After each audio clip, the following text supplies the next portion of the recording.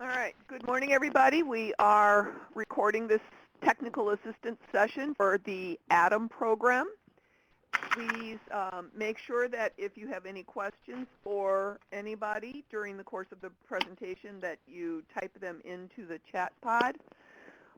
It does not look like at the moment that anyone has anything in particular to discuss, so we'll just start in with whatever Mike and Jim have to tell us. Okay. I just have a couple of general comments. First of all, we are at the last end of the month, so also consequently we're also at the last day of the reporting quarter. So anything that's officially in IWDS or the WorkNet system, I can report up to DOL as having occurred or been underway. So if you have folks that have entered an OJT or have entered employment or have enrolled in anything, in any activity or earned a credential, if there's any activity that's out there that's happened that you don't have in IWDS yet, please take time today to get that in there so you all can get credit for the hard work that you've put into it and the hard work that the participants have put into the effort so far. So again, I think everybody knows reporting periods, but I just want to remind everybody, today is the last day, so if it's not in the system, it didn't happen.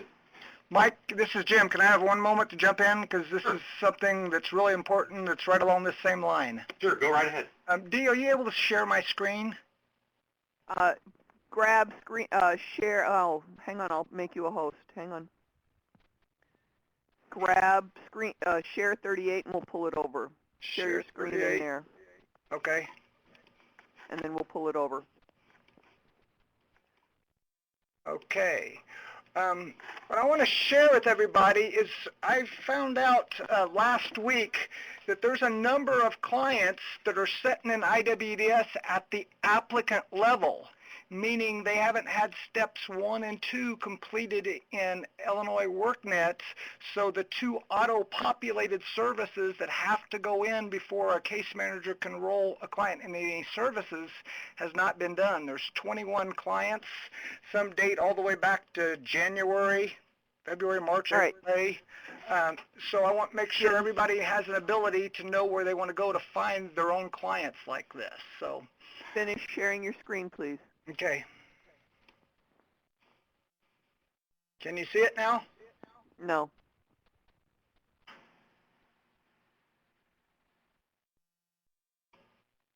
There we go. Now it's coming up.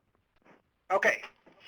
So what I need everybody to do, and this is a way that is works with ATIM at all within the LWIA, you can go in to search applicants and put in program ATIM and put status of applicants.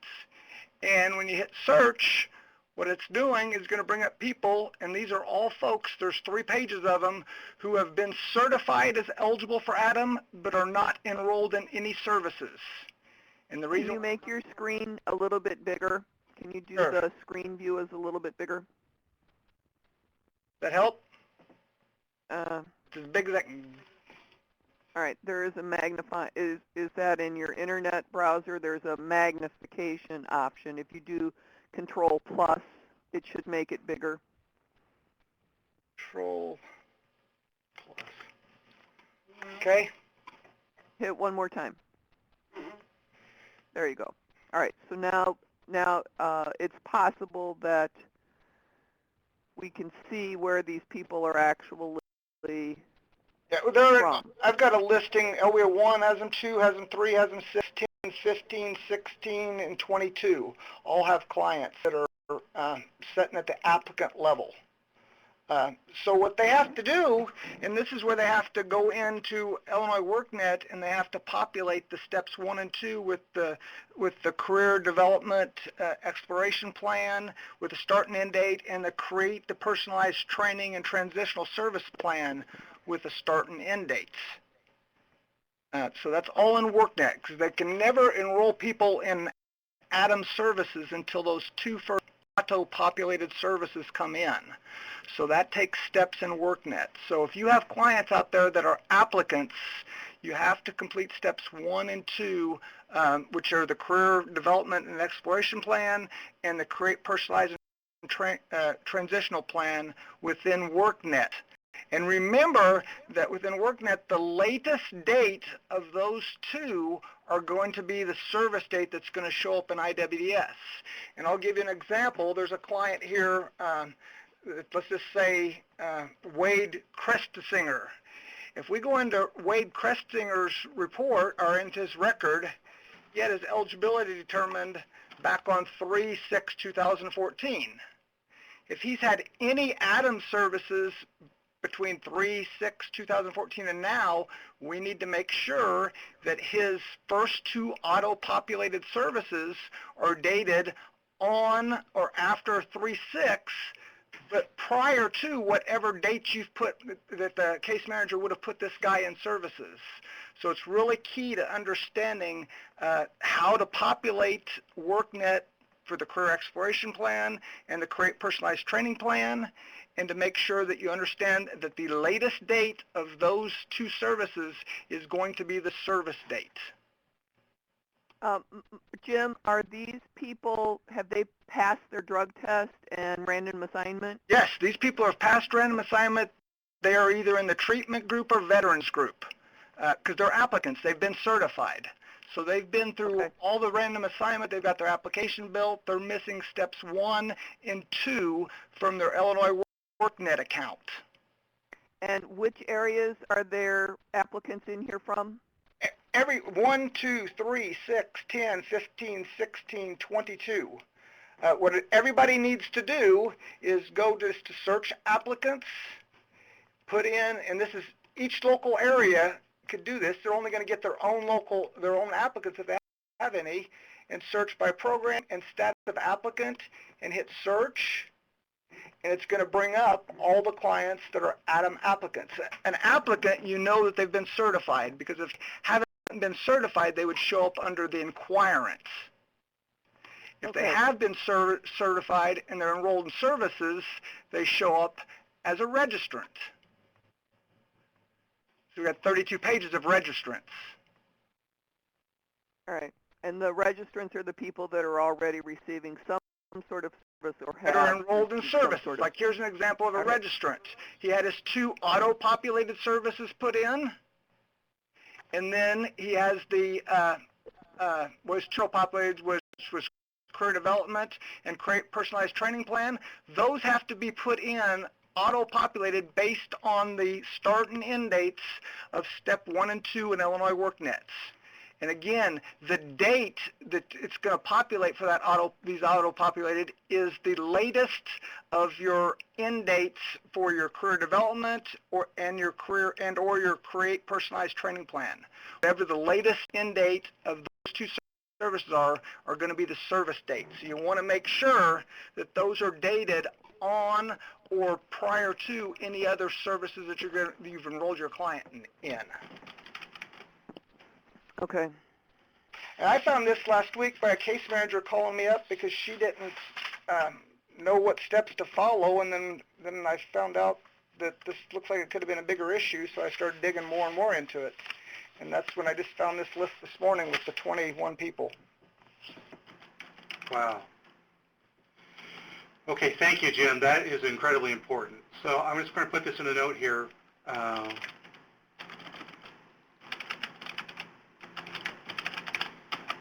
For today, prioritize the low-hanging fruit. You've got somebody that you know just went into an OJT, or know just got a job, or know started earned a credential, whatever. Take care of all that low-hanging fruit first, because that'll be the greater return on investment for our quarterly report. But as soon as that's done, I need everybody to address this issue of the folks that are at applicant status that have not been moved on. Maybe they've received services, but it's just not recorded yet. That's a problem. The bigger problem is we got them past random assignment and into the treatment group and then forgot about them. So I hope that's not the case with anyone at all. But let's figure out where everybody's at and what's going on with them. And I'll work with Jim to get that list together, and then I'm going to follow up with each region to make sure that no one is falling through the cracks and that we're taking care of the people that made it past random assignment into the treatment group. Okay. Does anybody have any questions on what Jim went over? So, if you do, that's fine. That's why we do this. So if there's any vagueness or any question at all you have about it, please ask now.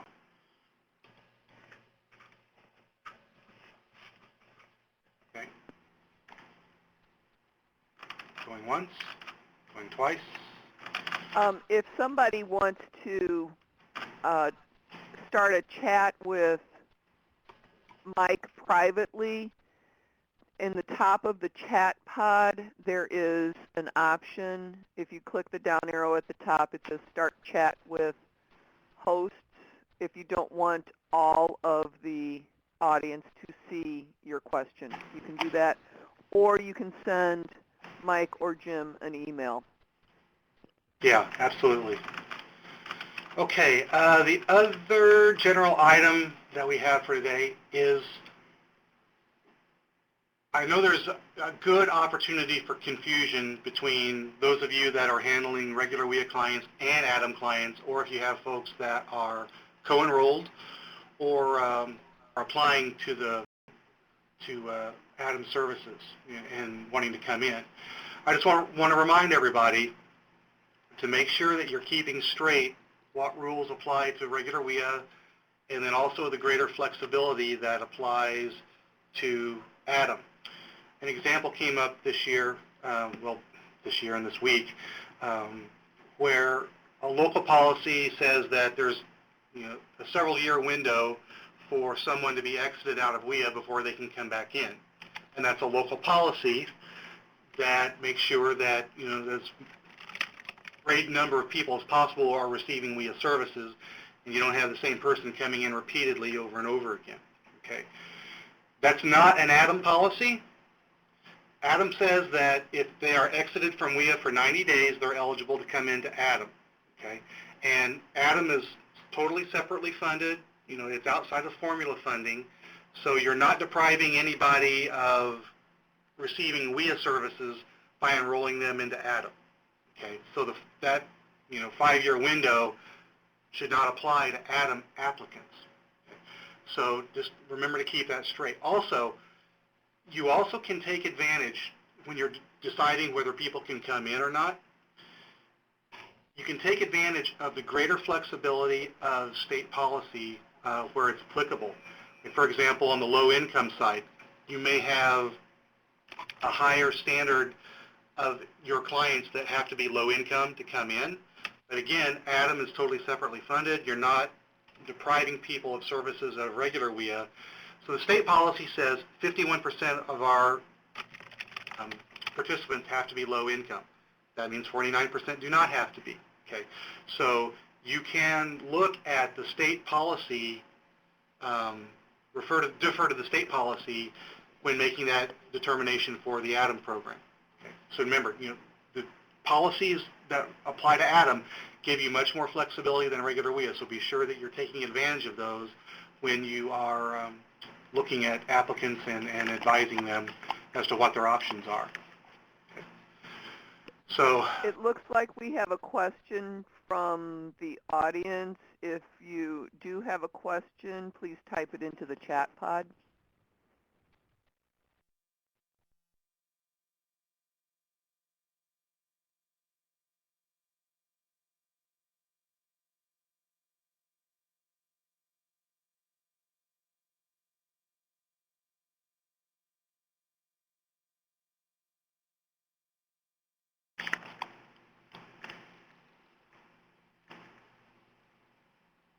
Oh, another thing that can be done if you run into a logjam with a local policy, you can ask your leadership to go to the local workforce board to waive the policy for an ATIM applicant or ATIM clients. So if the state policy doesn't, or if there's not a state policy for the particular situation, but you want to generate some flexibility, that's another option that's available to you as well. And we don't take that lightly, but this is a established innovation program. U.S. Department of Labor approved the program model and has approved everything about the program. So if a local policy is a barrier for the program's success, we want to find a way to alleviate that barrier. And in fact, one of the key program outcomes of ATIM is what policy changes were we enabled to enact or discover that made a difference in our client's success. And by client success, we mean accelerating through the program, decreasing that time from when they came into the program to when they found employment and earned credentials. So, we want to take advantage of every iota of flexibility this innovation money gives us. Okay. Yes, that's been available for months. It's John Wood College. See Pam Faust. She's the dean of that part. Oh, logistics. I'm sorry. Logistics may not be available online. Pam was adding the additional MSSC modules. She started out with the intro and safety, and then was adding modules as demand came up. I don't know in Illinois if the logistics piece is available online or not, but we can check to see on that, and there may be a provider out of state that offers it online.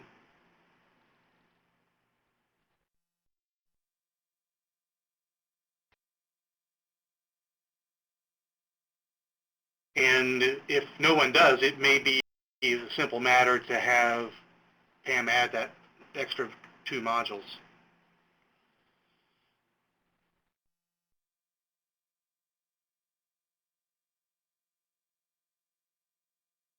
Yeah, I agree. If they can pick up the MSSC, we want that to happen. Okay, Mike, go ahead and reach out to Pam Faust and let me know how that goes. And then if you need my help or want me to be part of the conversation, let me know, and I'll be happy to jump in.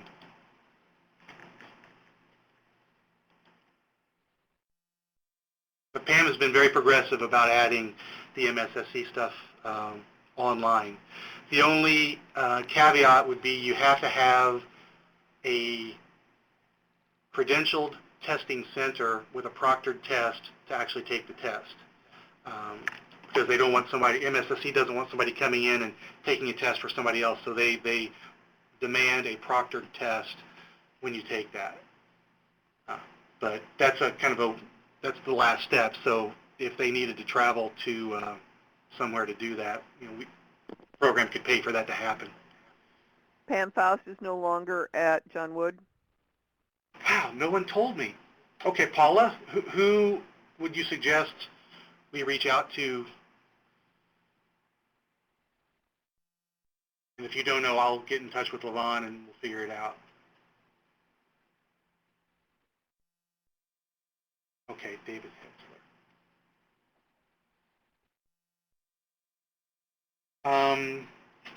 Yeah, I get, Mike, that you wouldn't want to travel for daily classes, but the one time to take a test, while it's not convenient, should not be an insurmountable barrier. If people want to take a test for a state of Illinois job, they either have to go to Chicago or test. So. Or Springfield, right? So people come from all over. Right. Okay. All right. Okay. Anybody else? That was a good question, Mike. Read my question in the presenter chat. No, June 30 is it. Okay. Any other questions from the audience? Do you want to look at the dashboard at all, Mike? I have it up on my sharing screen. Yeah. One other thing to add, Mike's comment made me realize something else as well. If you have folks that have any kind of background in manufacturing at all, and like in this case, if they're taking some logistics stuff with for APICS that would satisfy that, they may not even need to take the MSSC online course at all. If they have the knowledge already, they could just sign up and take the test. And then if they don't pass the test and decide, yeah, that's an important credential for me, then they could sign up and do it online. But there's no need, if they have a good chance of passing that test without taking the class, I'd go for it and just have them take the test and see what happens. Because MSSE doesn't care about the class, they care about the test.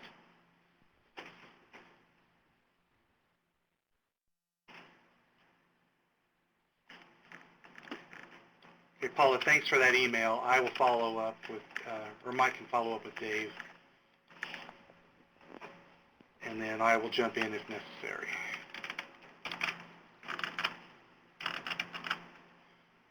Okay. Do you want to go over anything on the dashboard here? Let me go. I have it up on mine as well here. We're going to go to the TBL dashboard real quickly.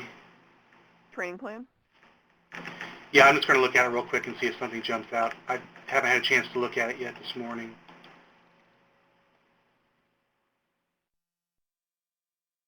See, it's interesting. This issue that Jim brought up isn't caught by the intake dashboard because it stops when people go past the drug test and into the treatment group. Okay. Hey, Mike, this is Jim again. Yeah, go ahead. Somebody had sent me an email offline, and it makes sense, so I want to make sure to address some of those people that could be on the applicant list. Maybe something happened by the time they were certified where they weren't enrolled in the program, and if that's the case, then you just make sure you've case noted that in the record, because sometimes things happen. So if that happens, you need to make sure that it's case noted properly, and you take the steps, the appropriate steps in WorkNet to withdraw the person if they're not participating in the program.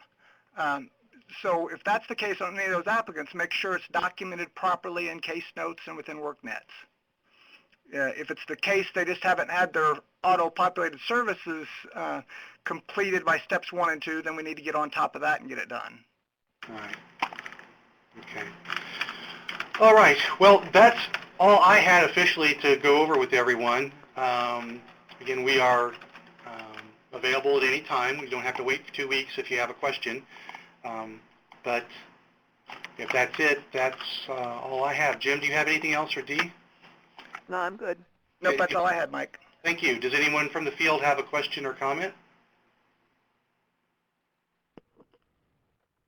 I do have a quick one, not to belabor this, but if you were at any of the 2 regional roundtables for work-based learning, raise your hand. With the little man at the top of the screen. Yeah, I know a couple people there.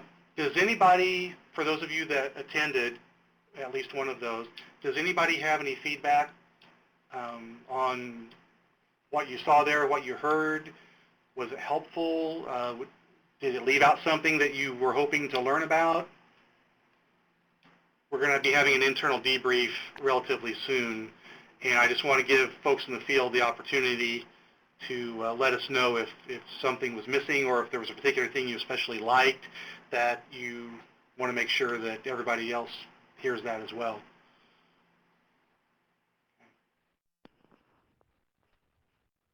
Okay, going once. Okay.